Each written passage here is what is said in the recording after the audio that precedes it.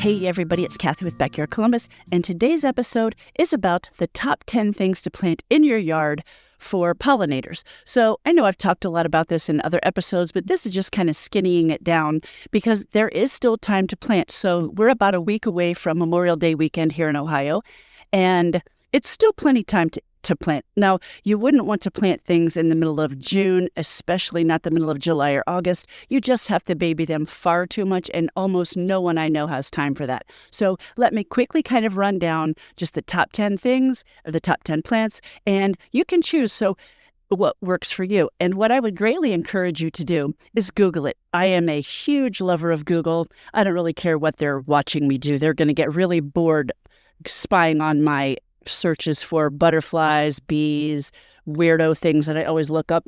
But if you take a look at what these plants look like, and aesthetically, if they trip your trigger, then it's something you should plant, okay? So in no particular order, but I will tell you these first ones are all perennials, which means they will come back every year. Just make sure you plant them in a place that is made for them. So if it says full sun, don't plant it on the shady side of your house and hope for the best, because it's going to fail miserably. Also, don't put a shady plant in full sun. It will be incinerated in like a week. All right? So just pay attention to the directions and you'll be totally fine. So goldenrod. Number one, that is actually a keystone species. And listen, I'm not a biologist, so off the top of my head, I'm not going to give you the technical definition of that. So let me put it in my words. Canadian goldenrod and all forms of goldenrod are rock star pollinators, and they're big deals for the ecosystem. All right? That's the best I can do, and that's good enough, right? I have never, other than one other plant that I'm going to mention, I have never seen so many pollinators, especially all the variations of bees. I've never seen so many things as I have on goldenrod. It's crazy. It's absolutely loaded. So those are really great. I find those, the Canadian goldenrod, I actually find those to be better in the backyard versus your front yard. I'm going to try this this year. The Canadian goldenrod in our yard, and I think it's because in fields the soil is crappy, okay? So the goldenrod only gets to be about, 4 feet tall? I'm not a goldenrod expert, but in our yard it's hitting 7 feet tall and then it flops over. And so I definitely don't want that to happen. There's a thing that you can do with that and milkweed where in June you cut it back like halfway and then it doesn't get so tall. So I'm going to give that a try, but otherwise let's just say that it looks best in your backyard along a border and in the back, all right? Native asters are amazing. There are a billion different kind of asters. Again, they're a perennial. There's some for shade, all kinds of sun variations, full sun, partial sun, all that jazz. Coneflower. Oh, I forgot to mention. I know that the aster that I bought one year at Oakland Nursery was called a calico aster, is what I think anyway. Little pink flowers. That's the other thing. Comes back every year, but it had so many bees on it, like little honeybees. I could not believe it. I can't find another one, so drop me a line if you find where I can get a calico aster specifically, but it was amazing. Coneflowers are great. So that's also echinacea, a purple coneflower.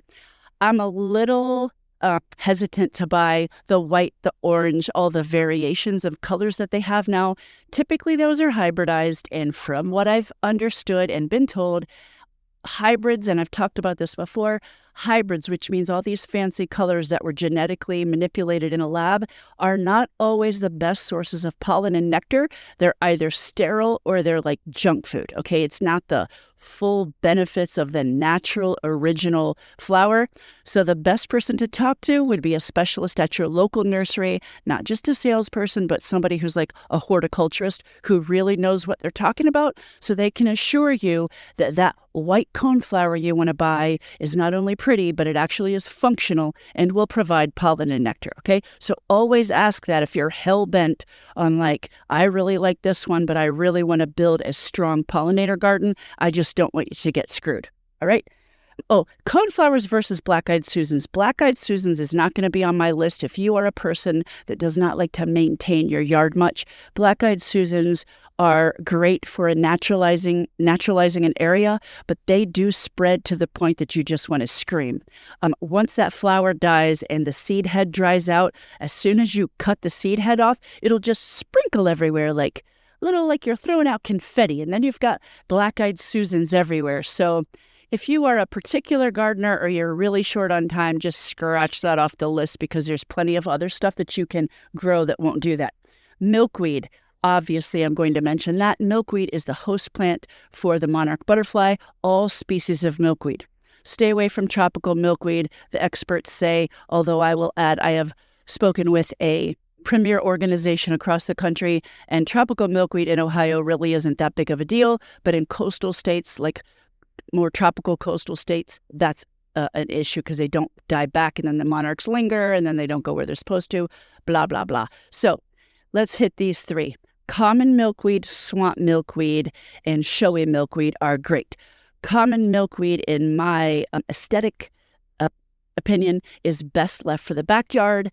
Once the flower is dead, it's not very pretty. Okay, so put that in your backyard. Swamp milkweed in particular is amazing for the front yard. It won't get too big. The leaves turn a really nice burgundy color. Best planted in groups to really attract the monarchs to it. Swamp milkweed, showy milkweed doesn't matter too much, but if I had to choose, I'd say put that in the backyard.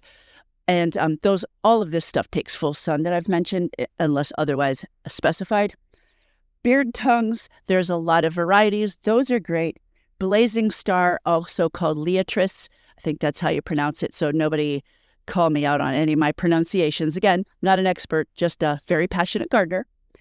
Agastache or hyssop, Hyssop, those are great. They kind of branch out like a little sparse bush. They're great. The bumblebees love it, and so do the butterflies. That's a great pollinator garden plant. Joe Pyeweed is definitely something I would put in the backyard. That grows in fields, but it's really nice, perennial pollinator rock star. Can't go wrong with that. And they actually have a few varieties of that are shorter, some like shade, so that's pretty cool to check out. And the two annuals, which mean you have to plant them every year. I am the world's biggest zinnia fan. Honestly, my butterflies that visit our yard will practically not go to anything else because I plant so many zinnias. It must be like amazing nectar because that's what they go to all the time. So zinnias come in all kinds of colors, all kinds of heights, little tiny Lilliput zinnias or really tall, like 3 or 4 feet ones. They're great. And sunflowers. Like y'all know what a sunflower is. Those come in a variety of colors too. Usually I put those in the backyard. So those are a great assortment. And if you have never started landscaping for pollinators before, I could only encourage you to start with a small spot, okay?